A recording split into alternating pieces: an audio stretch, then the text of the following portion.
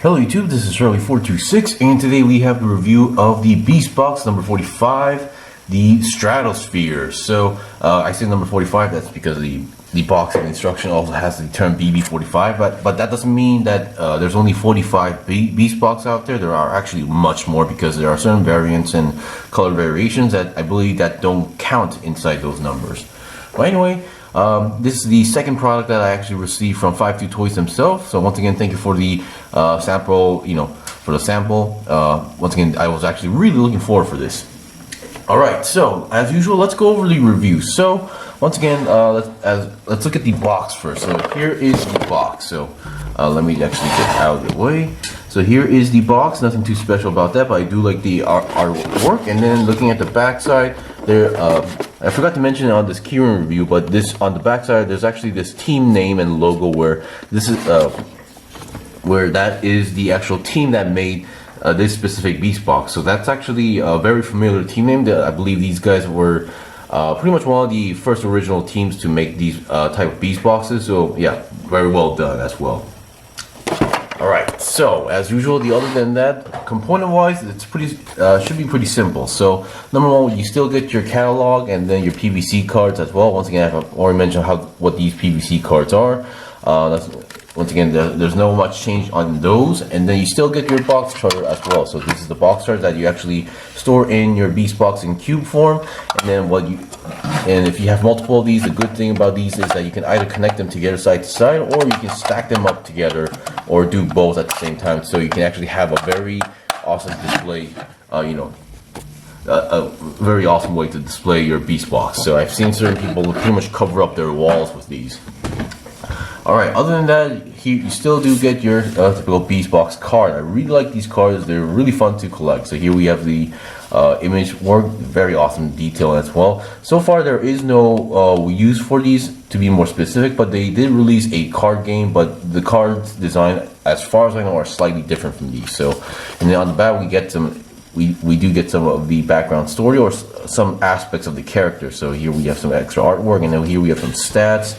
Looking at the stats, unexpectedly, the intelligence is a bit low, speed is obviously fast, and then courage very high, strength is kind of low, and then defense is also kind of low. So if you do want to read the the cards, you can pause here and then check for yourself.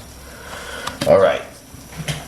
So this shape or box may look very familiar to you because actually this is not their first time using this mold, kind of. Now this is actually technically more of a variant rather than a color variant. So a color variant would be to be using the exact same mold but in a different color. This one does actually have some changes, but you can see here is the Beastbox Havoc, which was a pterodactyl. So yeah, this one is more of a prehistoric bird kind of thing. So more of a bird rather than a dinosaur, if you ask me. But still, now yeah, I know there are some theories where dinosaurs and birds are actually connected, but I'm not going to go in too deep from that. But still, you can see the overall form or shape factors are very similar as well. Of course, you might be able to see certain areas that are different. Like for example, these are looking side to side. These are the wing sections as well. And then back side, this should be the belly side of the Beastbox. But yeah, there are definitely some different areas when you actually look deep into that. All right, so I'll be right back with the transformed version of both of these so we can do the actual comparison and review. So I'll be right back. Okay, I'm back. So here we have both of them transformed, and definitely I'm loving the color scheme going on here and the overall form factor of this. Now there are like maybe one or two aspects that might be a little bit difficult to deal with for first timers, but overall if you get used to it, you get used to it. Alright, so let's do a quick comparison. So overall the form factor is pretty much similar, however there are some differences. So number one, the color is different.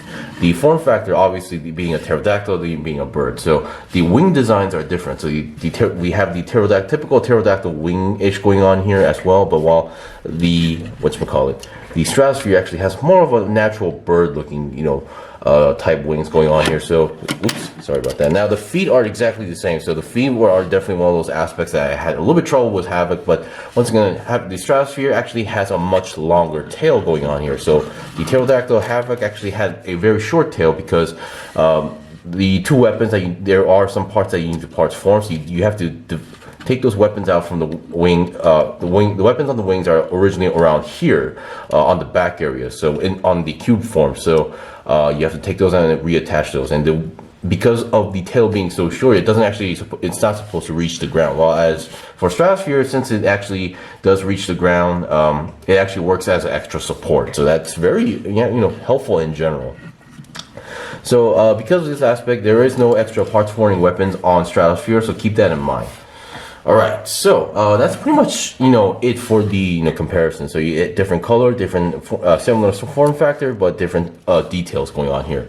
Now if you're still wondering, yes, the wing flapping gimmick is still there, so you can push this on the back, then the wings will actually flop down, but you can actually press this button to actually do some wing flapping action. Oops, sorry about that. Although make sure the wings are actually straightened out to get that more, you actually get the flapping motion a little bit more.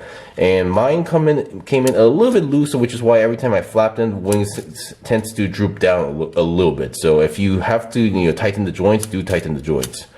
And once again, if you don't like this aspect, you can always press down the button and then push it forward like that to lock them into place. So it doesn't really matter too much, if you ask me, whether it has it or not. Alright, now other than that, let's look at the articulation one more time quickly. So the neck can go, or the head can go 360, and then you can actually open the mouth very wide. So they definitely improved ever since Torado. And then going down is possible as well. And then there should be, so neck joint, that is pretty much it. So you can't go lower than this, and then going up is actually pretty well done. So yeah, I actually wonder if a real bird can go this much, but oh well. And then let's see, on the back here we have these two parts that do move. I mean, they do tell you to move it like a few times in the transformation, but it does come back here like that. So yeah, but once again, we have these extra holes going on here. So if you do have some extra parts, or bonus parts from the past, or if you have any parts from other toys that you want to attach, like a gun, you can definitely do that. Alright, now the wings, technically if you lock them out, let me just lock them out. So the wings there are a few joints here. There's 1, 2, 3. So the first joint can go up, down, and up that far. So that's pretty much it. So let me just lock that into place one more time. And then their second joint can go down about 90 degrees and forward, upwards 90 degrees. So that's pretty well done. And then this middle joint here, you can actually rotate this. Now this is technically meant for the transformation here, but just keep that in mind. So the other side can also rotate 360, and then there is another joint here, so you can go down a little bit more than 90 degrees and then upwards